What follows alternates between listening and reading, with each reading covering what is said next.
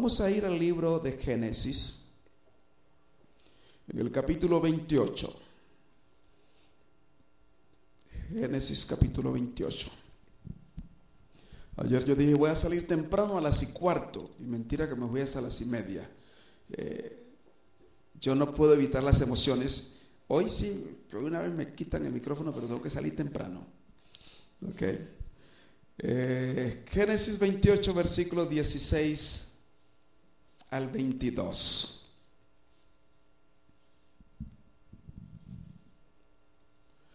Cuando Jacob despertó de su sueño, dijo: ciertamente el Señor está en este lugar, y yo no lo sabía. Qué triste, ¿no? Yo no sé si a ustedes les puede dar gozo esto, pero a mí me da una tristeza. ¿Saben por qué me da una tristeza? Porque Jacob pasó toda una noche en la presencia de Dios e ignoró la presencia de Dios. Dios se trasladó desde el cielo a pasar la noche con Jacob, a acompañar a Jacob, y estuvo tan cerca a Jacob que Jacob podía haberse rozado con Dios y Jacob no se daba cuenta. Por eso digo que es lamentable estar tan cerca y a la vez tan lejos de Dios. Y eso es lo que le está diciendo. Cuando Jacob despertó de su sueño, dijo: ciertamente el Señor está en este lugar, y yo no lo sabía. Tuvo miedo y dijo: cuán pavoroso es este lugar. No es otra cosa que casa de Dios y puerta del cielo. Jacob se levantó temprano esa mañana, tomó la piedra que había puesto de cabecera, la alzó por señal y derramó aceite sobre ella. Y llamó a ese lugar Betel, casa de Dios, aunque Luz era el nombre de esa ciudad. Y Jacob hizo un voto y dijo: si Dios va conmigo y me guarda en este camino y me da pan para comer y vestido para vestir, y si vuelvo en paz a casa de mi padre, el Señor será mi Dios. Y esta piedra que he puesto por señal será casa de Dios, y de todo lo que me des, sin falta, el diezmo apartaré para ti. Eso lo dijo Jacob. Yo voy a volver a retomar el pasaje, porque el pasaje me deja una reflexión y me deja una enseñanza. Y la historia se repite. La vida de Jacob puede ser la vida de muchos cristianos desde que nacemos, en el bautismo, en la relación con Dios, en el caminar durante toda una vida de noche, quizás en tinieblas, estando en la misma presencia de Dios. Jacob llegó cansado, exhausto a ese lugar. Jacob se acostó, me imagino que arregló todo el entorno. Y Jacob, sin lugar a duda, oró a Dios. Jacob, sin lugar a duda, pidió el clamor, el favor de Dios, porque ningún hebreo, ningún judío, ningún israelita, al igual que ningún cristiano, hoy nos acostamos y nos levantamos. Nunca nos levantamos sin haber buscado el favor de Dios. Y Jacob, antes de ir a la cama, Jacob buscó el favor de Dios, se acostó y se olvidó de que Dios existía. ¿Qué fue lo que lo llevó a pensar a Jacob ¿Qué fue lo que identificó a Jacob? La presencia de Dios. ¿Qué fue lo que lo llevó a identificar el entorno para ponerlo casa de Dios? Cuando pasó toda una noche en la misma presencia de Dios e ignoró la presencia de Dios en su vida.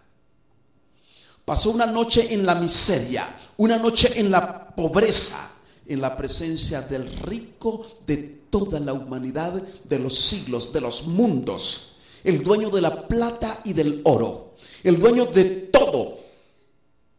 Y Jacob, prácticamente desnudo, con poca prenda de ropa, con poca provisión de alimento, con todo lo que Dios tenía en la mano para suplir a Jacob, Jacob pasó una noche de miseria. Y parece repetirse en la vida de muchos cristianos en nuestro tiempo.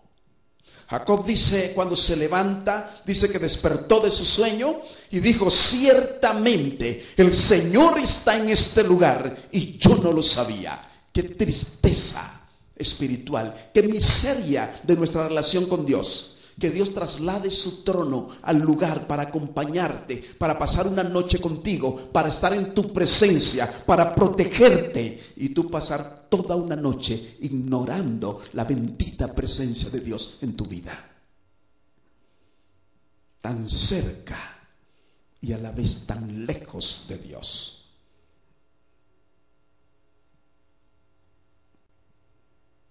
Ciertamente el Señor está en este lugar y yo no lo sabía.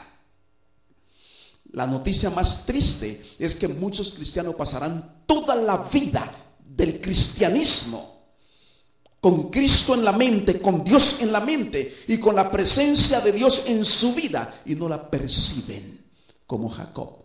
Y muchos lo percibirán al final, cuando quizás han desperdiciado todo el tiempo de intimar con su Dios, de gozarse con su Dios, de poder entrar, que Dios entrara por sus poros, que tomara posesión de toda su humanidad y poder la persona vivir una gloria con el Señor. Lo hemos desperdiciado tantas veces. Esta fue la experiencia de los discípulos del camino de Emaús, del Evangelio según San Lucas, en el capítulo 23 y 24. En el camino hacia el lugar, a la vereda, Cristo viene y se introduce en ello, en el camino, y comienza a hablar con ellos. Y Jesús, queriéndose meter en la vida de ellos, en toda la práctica de ellos, ser uno con ellos. Claudio Josefo dice que el camino de Emaús no era tan amplio, y quizás se entiende que en muchas ocasiones quizás lo sacaban del camino, porque él era un extranjero, no hacía parte del grupo de los que iban allí, era un extraño, al punto que en una de las respuestas que le dan, tú eres el único extraño, el único extranjero que no sabe estas cosas de lo que ha sucedido. Y Jesús le dice: ¿de qué platicáis? ¿De qué cosas decís? O sea, Jesús metiéndose en el camino, un trayecto tan largo de Jerusalén hasta Emaús. Y estuvieron tan cerca con Jesucristo, al punto que se rozaron con Cristo en el camino, se tropezaron, y a la vez estuvieron tan lejos de Cristo que lo tildaron de extranjero, de distante de ellos. La experiencia fue al llegar al lugar, cuando Jesús simuló que se iba a ir, y por cultura, porque no fue porque lo identificaron, ni porque sentían la necesidad de Dios en su vida, no fue porque sentían la cercanía y el estar en la presencia de Dios y querer estar con Él, nada de eso había en su vida. Simplemente por cultura le dijeron, porque se decía cualquier extranjero, de hecho se invitaba a posar en casa, y tenían una cultura para eso, y le dicen: no te vayas porque es peligroso el camino. Si se hubieran identificado que era Dios, ni se habían preocupado de lo peligroso, porque Dios está por encima de esos fenómenos. Simplemente le dijeron: quédate, porque es peligroso. Y durante todo el camino, durante toda la plática, durante toda la conversación, y llegaron, se sentaron en la mesa, aún sentado en la mesa mirándose el rostro mutuamente, todos se miraban el rostro y allí conversando, y todavía lo tildaban, lo tenían como extraño, extranjero. La Biblia dice que solo cuando él partió el pan y sus ademanes llevó a que ellos lo identificaran. Y incluso hay un ingrediente, dice que se le abrió los ojos. De lo contrario, tampoco lo habrían identificado. Quizás esta noche nosotros necesitamos más que hablar con Dios, porque ellos venían hablando con Dios y no lo habían conocido. Más que platicar con Dios, necesitamos pedirle a Dios que nos abra los ojos para poder identificar delante de quién estamos. Cuando Jesús partió el pan, por ese ademán, los ademanes y toda cuestión, fue que ellos lo identificaron. Yo me imagino que quizás se lo iban a abrazar, y dice la Biblia que de inmediato desapareció. Desperdiciaron todo un tiempo de intimar con el cielo, de compartir en ese compañerismo, y cuando lo identificaron ya fue tarde, porque no pudieron disfrutar de su presencia. Desapareció de insofacto. Esta puede ser una experiencia de la vida de muchos de nosotros como cristianos. Llevar toda una vida con Jesucristo, como cristianos, con Jesús a nuestro lado, y no disfrutar de esa presencia de Jesús en nuestro lado. Y que recién cuando al final lo identifiquemos, para muchos ya se les habrá hasta acabado el tiempo de gracia, se le habrá acabado la oportunidad. Y como los discípulos del camino de Emaús, quedarán quizás con los brazos abiertos, pero sin tener a quien abrazar, porque aquel objetivo de sus brazos desapareció del momento. Tan cerca y a la vez tan lejos. Esta fue la experiencia de Jacob. Ciertamente el Señor está en este lugar y yo no lo sabía. ¿Cuántas veces venimos a la iglesia? ¿Cuántas veces venimos a adorar, venimos a orar, venimos a adorar nosotros en la iglesia, y salimos de la iglesia como si nada? Y Jesucristo y Dios en la presencia allí, y como Jacob salimos, yo no sabía que Dios estaba allí. Pero es casa de Dios, es puerta del cielo. Estaban en la casa de Dios, estaba en la puerta del cielo, y aún no sabía dónde se encontraba. Esto es exactamente lo que muchos cristianos viven en este tiempo. En la casa de Dios, en la puerta del cielo, e ignoran la presencia de Dios en su vida. A Dios gracias, Jacob pudo recuperar algo de eso perdido al reconocer lo que Dios había hecho. Jacob tomó la piedra, lo levantó, la que había sido su almohada o que había soportado su cabeza durante toda la noche, ignorando la presencia de Dios. Yo creo que fue hasta remordimiento, no sé. Esa misma piedra que soportó su cabeza durante toda la noche, ahora Jacob lo levanta y luego unge con aceite esa piedra, y sobre esa piedra hace un voto de fidelidad al cielo por encima de lo que no está viendo. Porque hace un voto de fidelidad a Dios con lo que no tiene, pero lo hace pensando en la bendición que Dios puede traer a su vida. Y pues, aunque no tiene nada en la mano, le promete a Dios. Y eso es lo que a nosotros nos ha faltado en nuestra generosidad con Dios, en nuestra gratitud con el cielo. Queremos tener nuestro bolsillo lleno, todo bien, y luego para devolver a Dios. Jacob hizo algo contrario, y le voy a demostrar qué hace Dios cuando uno se arriesga y va más allá de los límites. Jacob llamó ese lugar casa de Dios con el nombre de hebreo Betel, puerta del cielo, y dijo Jacob en el versículo 20: Dios, si tú vas conmigo y me guarda en este viaje, y me das pan para comer y vestido para vestir, y si yo vuelvo en paz en casa de mi padre. Aquí cuando usted lee volver en paz en casa de mi padre, usted no percibe que la casa del padre de Jacob era la sentencia de muerte para Jacob, porque allá estaba su hermano Esaú. Allá estaba su hermano esperándolo para matarlo. De hecho, si hubieras dado cuenta dónde estaba, había viajado para matarlo. Y Jacob dice: por encima del odio de mi hermano, por encima de la actitud de mi hermano, por encima de la barrera, por encima del peligro, si yo vuelvo a casa de mi padre, esta piedra que tengo aquí como testigo, sé que de todo lo que me diereis, sin falta, usa la expresión griega, dice sin evitar o evacuar, evadir lo que tengo que hacer, los diezmos lo apartaré para ti. Pero yo quiero llevarle a ustedes que lo que Dios hace cuando uno realmente, por encima de la ausencia, por encima de lo que no se ve, por encima del vacío que no tienes en la mano todavía, pero sabe que existe un Dios que puede cambiar el rumbo de tu vida, el destino de tu negocio, el destino de tu carrera, el destino de tu trabajo, que por encima de lo que no tiene, Dios puede hacer. Mira lo que hizo Dios. Vamos al capítulo 31. Resulta que Jacob llega a casa de su tío Labán. El tío, ustedes conocen todo la patraña que hace el tío para poder gozar de toda una obra de mano por 14 años. Y finalmente dice: ahora voy a pagarle de las minúsculas que me queden.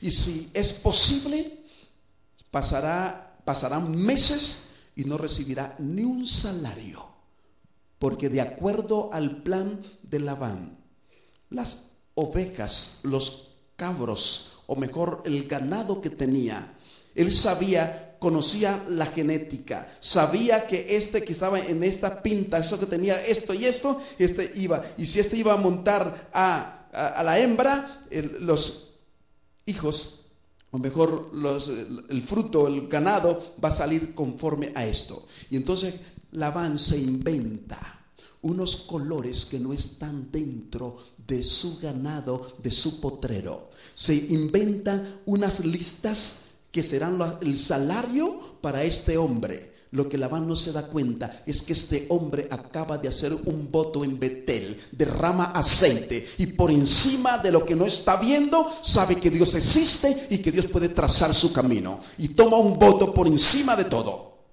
Y sabe lo que hace Dios. Ahora Dios dice: voy a cambiarle ahora la genética.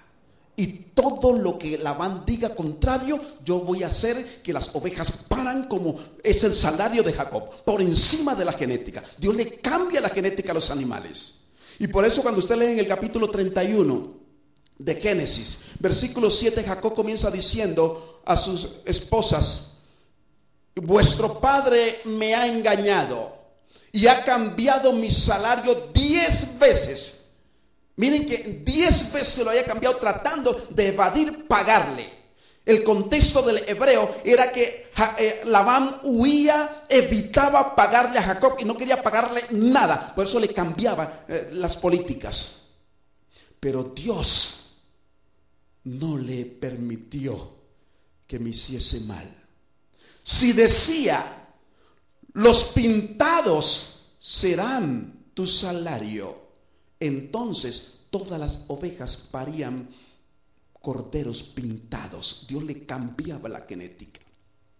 Y cuando él veía que comenzaban a salir pintados, de inmediato volvía y cambiaba. Y decía: los listados entonces serán tu salario. Y Dios volvía y cambiaba la genética y las ovejas parían listados. Y volvía y cambiaba. Era un juego evitando evadir. Pero cuando Dios decide bendecir a sus hijos por encima de los impedimentos, Dios bendice, porque Dios es poderoso y Dios cumple su pacto. Entonces dice que después él trataba de cambiar, decía: los pintados, los abigarrados, lo que fuera, y Dios le cambiaba, al punto que el potrero se llenó completamente, que tuvo que hacer una extensión Jacob hacia el otro lado, a fin de que pudiera caber la cantidad de ganados. Dios bendice hasta que sobreabunde. La Biblia dice que cuando las ventanas de los cielos se abren, pero solo se requiere de que nosotros le creamos a Dios y pactemos con Dios como Dios demanda. Así Dios, dice el versículo 9, quitó el ganado de vuestro padre y me lo dio a mí. Cuando Jacob hizo el pacto, aunque él había desperdiciado una noche con Dios, Dios estaba allí escuchando ese voto que le estaba haciendo. Una noche el ángel vino para ayudarle y mostrarle a él lo que podía hacer.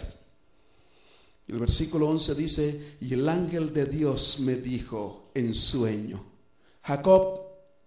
Y yo respondí, aquí estoy.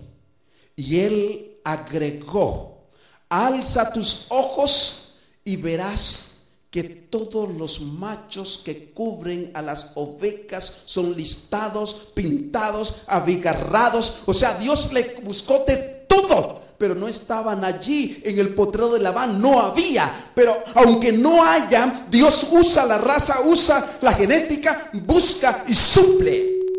Al punto que en visión Jacob vio todas esas cosas, pero en el potrero de Labán no había ni uno de los que estaban allí. Porque Dios no tiene límite para bendecirte. Dios va en contra aún de la naturaleza, si fuera posible, para bendecirte. Ahora,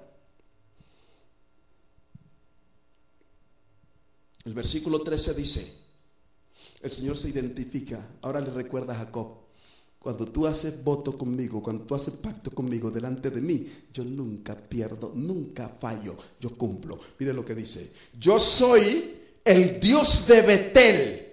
¿Dónde estaba Dios cuando Jacob estaba haciendo el voto? En Betel, donde tú ungiste la piedra y donde me hiciste aquel voto. Levántate ahora, sal de esta tierra y vuelve a tu tierra natal. Otra bendición grande.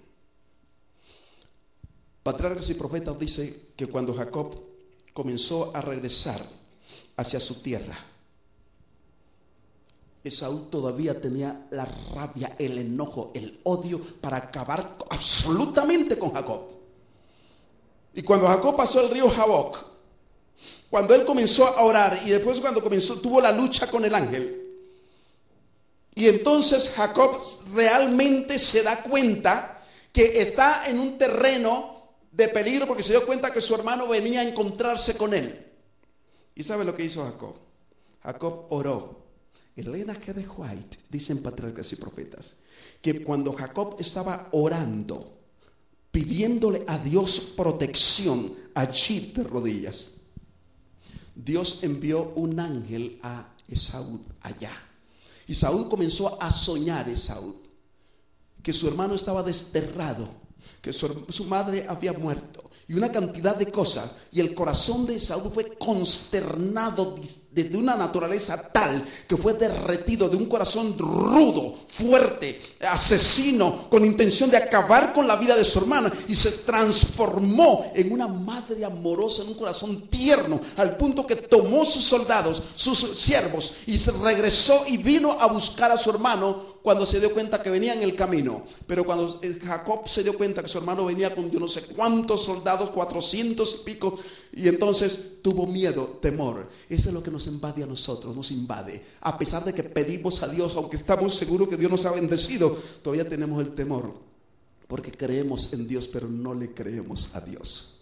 Jacob, cuando vio a su hermano, puso a las esposas en cierta posición, y luego mandó, y él se fue poniendo en la parte de atrás, cobarde como siempre. Y luego mandó una cantidad de ganados para ofrecerle al hermano. Pensaba que no sabía lo que Dios había hecho. Eso es lo que a nosotros tenemos que convencernos. Dios ha hecho un milagro. Dios nos ha transformado. Dios ha quitado todos los impedimentos. Y nosotros seguimos orando con el temor del impedimento. Al punto que hay cristianos que pasan toda su vida orando, pidiéndole perdón a Dios por un pecado que hace miles de años que Dios ya lo perdonó y lo sacó de su mente. Y el cristiano sigue dependiendo de eso, pidiéndolo. Ese momento cuando Jacob vio a su hermano allá, dice la Biblia que Jacob se arrodilló y luego se levantó y volvió y se le arrodilló y se iba arrodillando, humillado hasta lo sumo, y no sabía lo que Dios había hecho allá. Y cuando el hermano lo vio y se acercó, dice que el hermano abrió sus brazos y él se abrazaron y lloraron, y Jacob se retira un poco y lo mira y dice: Jacob, he visto tu rostro como si fuera el rostro de mi Dios. ¿Cómo Dios hace un cambio de un hombre con carácter de asesino para acabar con su hermano? Ahora le reviste de su gracia, de su bendición, al punto que Jacob ve en su hermano como el rostro de Dios. Dios hace cambios que ni usted ni yo nos imaginamos, pero a nosotros nos falta creerle a Dios, y además de creerle a Dios, que Dios nos permita ver ese milagro. Yo puedo mostrarle dos evidencias. Estoy mirando mi reloj porque hoy no puedo pasarme. Puedo mostrarle dos evidencias claras de que Dios ha hecho el milagro y tiene el milagro, y lo único que falta es que nosotros lo veamos. Voy a mostrarle una. Vamos a ir a Segunda de Reyes, capítulo 6.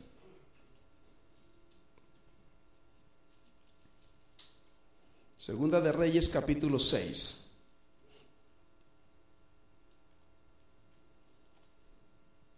El versículo 16 y 17.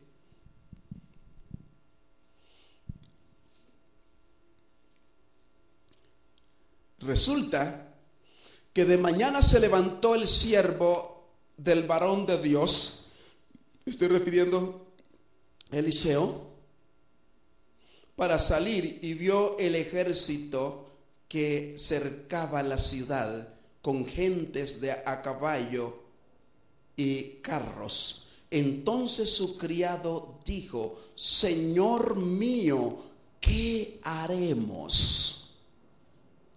Señor mío, ¿qué haremos? Eliseo respondió: no temas, porque más están con nosotros que con ellos.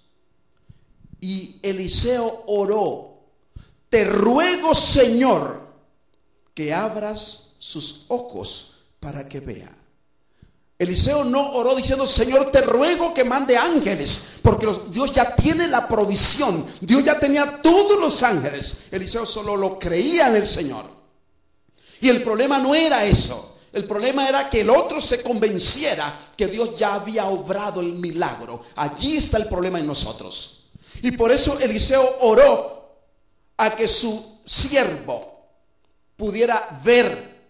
Te ruego, Señor, que abra los ojos a este para que vea. Entonces el Señor, ¿qué hizo? Abrió los ojos del criado y vio el monte lleno de gente de a caballo y de carros de fuegos alrededor de Eliseo. Gloria a Dios. Dios tenía la provisión hecha hace rato. El problema estaba en la miseria de la fe de su siervo. Y con mucho respeto lo digo, a veces también el problema está en la miseria de la fe de nosotros. El caso ya está.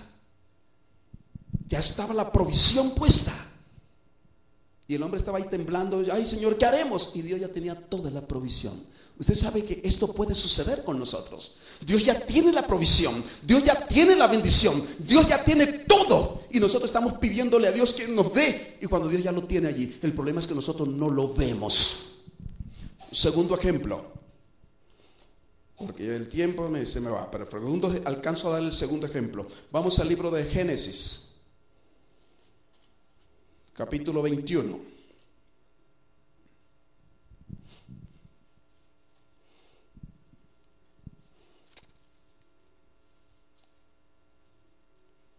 El versículo 15 y el versículo 19, pero voy a leer desde el 15.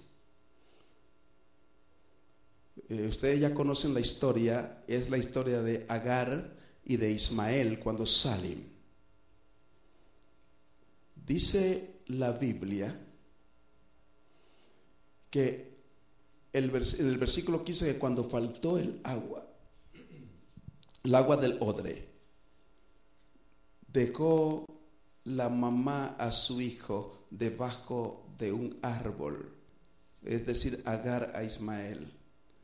y se sentó frente a una distancia de un tiro de arco, porque decía: así no lo veré cuando el muchacho muera.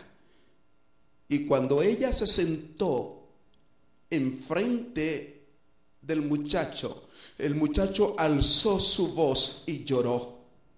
Entonces Dios escuchó la voz del muchacho, y el ángel de Dios llamó a Agar desde el cielo y le dijo: ¿qué te pasa, Agar? Esta pregunta es bastante significativa. ¿Qué te pasa, Agar? Usted puede decir: pero Dios, ¿por qué me pregunta eso cuando estoy en una situación que no tengo otra alternativa, no tengo otro plan, no tengo un plan B y estoy a punto de ver morir a mi hijo? Me va a preguntar: ¿qué te pasa? Pues eso, estoy sufriendo. No, pero la pregunta va más allá. La pregunta te está diciendo: tú me conoces a mí, tú sabes lo que yo puedo hacer, tú sabes que yo tengo la provisión para todas las cosas y tengo el problema resuelto para todas las cosas. Y ahora tú huyes del problema y te vas a esconder, a sentar allá. ¿Esa qué actitud es? ¿Qué es lo que te pasa a ti? ¿Es que tú no eres consciente de eso? El versículo 19 dice: entonces Dios abrió sus ojos. Mire que Dios no trajo la provisión estaba allí. Dios abrió sus ojos y ella vio una fuente de agua, y fue y llenó el odre de agua y le dio a beber al muchacho. La Biblia ni el comentario bíblico no dice que había que Dios comenzó a fluir agua de allí. No, simplemente le abrió los ojos a ella para que viera la provisión que ya Dios tenía allí. Y ella huyó de la provisión, salió de la provisión y se fue a esconder, a buscar allá a una distancia para no ver morir. Y Dios le dice: pues ¿qué te pasa? Yo te pongo la provisión, te pongo la bendición y tú huyes de allí, te vas para allá. ¿Qué es lo que te pasa a ti? Y esa es la misma pregunta que Dios está haciendo a muchos de nosotros. ¿Qué es lo que te pasa si yo ya tengo la provisión? Y por eso la Biblia dice que Dios lo único que hizo fue abrirle los ojos para que ella viera dónde estaba la provisión. Y eso es lo que nosotros tenemos que pedir en nuestro tiempo. Pedirle a Dios que nos permita ver dónde Él tiene la provisión de cada uno de nosotros para echar manos. Porque Dios tiene la provisión. Antes que suceda la situación, Dios ya tiene la provisión. Lo mismo que hablamos el sábado. Antes que Abraham pudiera hacer la cuestión, Dios ya tenía el cordero, lo pudo haber traído del norte al sur y lo tenía por allá guardado, escondido. Apenas él hizo lo que tenía que hacer, entonces se lo puso ahí. Dios siempre tiene la provisión. El problema es que nosotros, teniendo la provisión, como Agar, sobre la provisión lloramos, pidiendo a Dios que nos proteja, que nos ayude, y comenzamos a lamentarnos donde Dios tiene la solución puesta allí. Ahí ha estado el problema nosotros, porque creemos en Dios pero no le creemos a Dios, y porque siempre estamos esperando desde nuestra perspectiva. El siervo de Eliseo estaba: Señor, ¿y qué haremos? Y estaba rodeado de toda la provisión del Señor. ¿Qué haremos, Señor? Y Eliseo dice: bueno, Señor, ábrele los ojos. Eliseo no hizo una oración: Señor, mándanos ángeles. No, Señor, ábrele los ojos. Yo sé quién eres tú, yo sé en dónde estamos, sé por qué nos trajiste aquí y sabe por qué nos tienes aquí. Simplemente ábrele los ojos y muéstrale lo que tú tienes para nosotros. Y Dios le abrió los ojos y el hombre vio todo rodeado de tal naturaleza que se quedó tranquilo. Eran más los que estaban con ellos que los que estaban contra ellos. Agar, Dios le pone la provisión y en su ceguera, en su desespero, en su angustia, va a sentarse debajo de un árbol a llorar allá. Y por eso Dios le dice: ¿qué te pasa?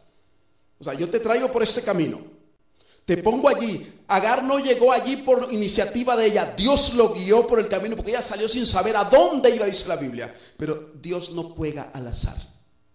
Dios conoce la ruta, conoce el destino. Y Dios no permita que tú te vayas hacia donde Él no tenga una provisión para tu vida. Dios permite que tú te vayas donde Él ya tiene la provisión. Y tú llegas precisamente a un lugar donde crees que llegaste al azar, pero Dios permitió que llegaras allí porque allí tiene la provisión. Lo único que tiene que decirle: Señor, ábreme los ojos para yo ver mi provisión. Y muchos de nosotros ya tenemos la provisión requerida que necesitamos para resolver X problemas o Y problemas. El problema es que seguimos pidiéndole a Dios y quizás llorando como Agar debajo de un árbol y huyendo del lugar de la provisión que Dios ya tiene preparado para cada uno de sus hijos. Esta noche nuestra oración no es otra cosa que decirle a Dios: Señor, ayúdanos, permítenos abrir los ojos para ver la bendición que tú tienes para nosotros en el lugar. Es sencillo, esa es. Y eso es lo que yo le digo: falta de ser más sensibles a la voz de Dios.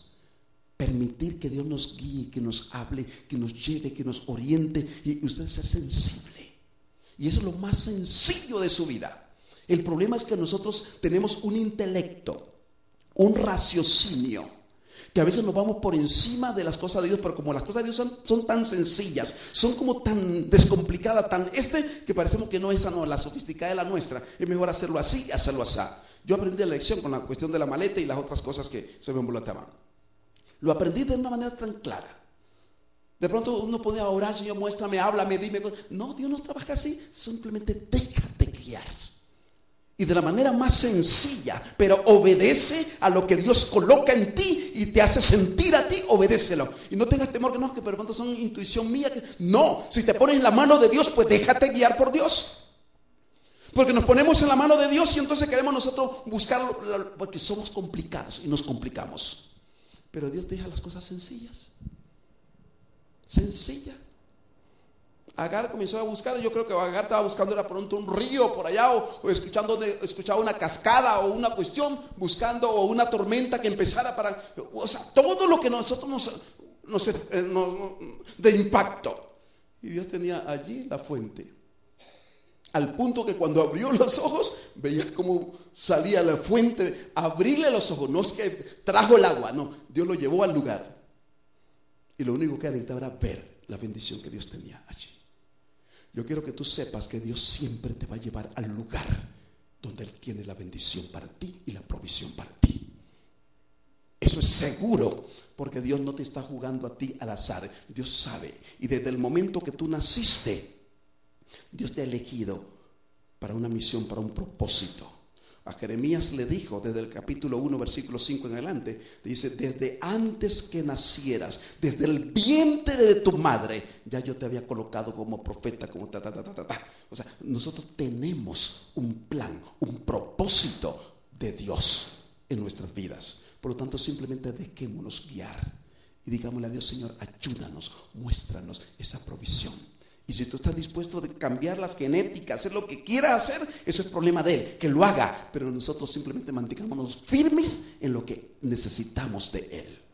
Para eso vinimos. Nosotros estamos llamados a vivir como reyes, como hijos del rey, sin que nos falte nada. El problema es que nosotros nos complicamos y buscamos como Agar la distancia donde está la provisión, entonces vamos a llorar donde no hay provisión. Pero Dios tiene la provisión para ti. Tú tienes que creerle a Dios. Y tienes que hacerle cosas muy sencillas. Cuando yo salí de Cali, en ese entonces estaba en Cali como presidente de la asociación, los compañeros mismos me dicen: pero ¿y tú qué vas a estudiar? Yo voy a estudiar en Andrews University. El año estaba como en $14,000 y yo no tenía ni un peso. Yo le dije: yo me voy. Pero ¿y cómo hace? Eso no es problema mío, ese es problema de Dios. El mismo de migración, cuando iba entrando, me dijo: ¿usted cuántos dólares trae? ¿O cuánto trae? No traigo nada. ¿Y para qué viene? Y entonces, ¿a qué viene? No tiene que tener una matrícula. Yo hice la matrícula, pero yo no tengo nada.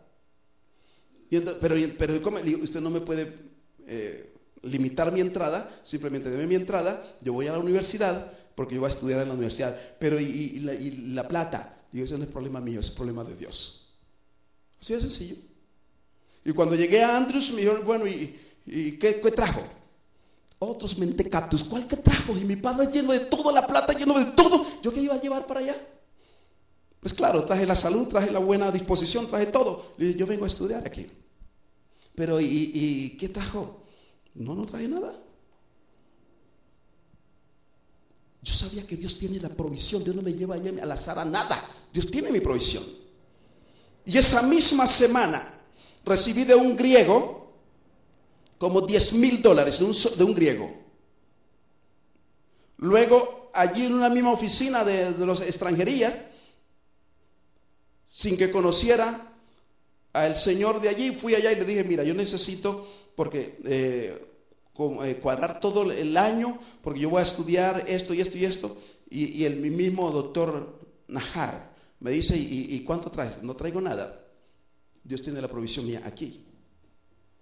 Y entonces le digo, ayúdame, déjame Caicedo, yo miro, y en cuestión, en menos de 15 minutos me quedé sentado en su oficina y me dijo, no, te puedes ir porque ya hice una transacción y ya te has saldado toda tu cuenta del año y listo. Yo no pagué ni un peso. El problema es que nosotros no le creemos a Dios. Y tenemos que ver las cosas, tenemos que ver las situaciones. Hice 2 doctorados en Estados Unidos y lo más que pagué fueron $3,000 porque algunas cosas tenía que hacer. Y el resto, o sea, nosotros no le creemos a Dios. Dios es grande y Dios te tiene la provisión, pero tú, aunque no lo veas, tienes que creer lo que está allí, porque Dios no te engaña. Dios te trajo, Dios te dice y Dios te dice que está allí. Pues espéralo. Dios nunca te va a dejar avergonzado. Y ese pasaje que lee repetido una detrás otra, Joel 2:26 y 27, para mí ese es un pasaje como el himno nacional de mi patria. Comeréis hasta saciaros y conoceréis que en medio de ti estoy yo, y mi pueblo que lleva mi nombre nunca, jamás será avergonzado. Dios no tiene un hijo para ponerlo en escarnio, en vergüenza para el mundo. Dios tiene un hijo para glorificarse y ser glorificado en él, allí en el mundo. Dios no te va a dejar avergonzado. El problema es que como Agar huimos de la provisión a llorar, a lamentarnos debajo del árbol.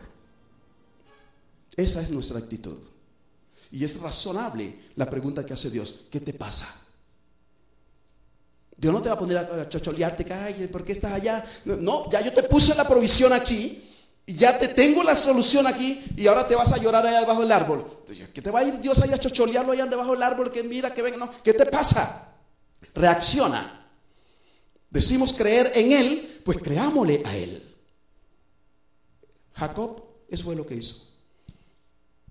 No tenía nada, ni ropa, solo lo que llevaba puesta, ni comida, ni pan, ni esperanza para volver a su casa.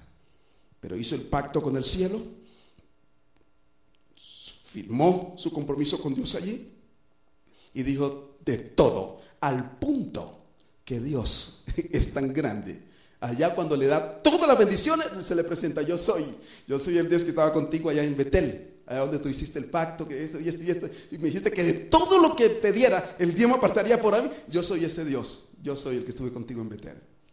Dios se presenta, es que Dios no dio nada escondido. Y lo leemos como testimonio en Isaías 58, los 13 y 14, cuando dice: y te daré a comer la heredad de Jacob tu padre, porque la boca de Dios te habla. Dice: te pondré sobre las alturas de la tierra. O sea, ya lo usa a un hombre pobre, miserable, que no tenía nada para traer a su casa. No tenía ni ropa. Ahora Dios lo tiene como, lo pone como el más rico. Y te daré a comer la heredad de Jacob tu padre, porque la boca de Dios lo ha hablado. Solo hay que creerle a Dios y tener la certeza de que Él no te llama para engañarte ni para burlarse de ti. Te llama para bendecirte y para glorificarte en ti. Que Dios nos bendiga, que Dios nos guarde, pero que también creámosle y digámosle a Dios: Señor, abre nuestros ojos. Vamos a orar. Señor y Dios Padre que estás en los cielos, eres tan grande, pero qué triste que nosotros seamos tan chicos, tan pequeños, que ni siquiera podamos ver tus maravillas donde tú las has colocado. En esta noche, Señor, queremos pedirte que nos muestres tu gloria, que nos permitas ver la provisión allí donde tú la has colocado a cada uno de nosotros. Hay personas con problemas, con dificultades. Hay personas, Señor, que como Agar están llorando lejos de la provisión donde tú le colocaste cerca. Pero también vale la pena, como le hiciste a Agar, de preguntarle: reacciona, ¿qué te pasa? Pero también, oh Dios, devuélvenos el gozo como lo devolviste a Agar. Y en medio de la muerte, donde estamos llorando la agonía, nace la vida. y poder gozarnos con esa fuente de agua que hace brotar en medio del desierto por amor a tus hijos. Esta es una semana de bendición, Señor, y es una semana de gratitud, porque debemos agradecerte antes de, porque tú nunca faltas, nunca fallas, y todo está hecho. Solo necesitamos verlo donde nos has colocado. Guárdanos, Señor, bendícenos y llénanos de tu gracia. En Jesús.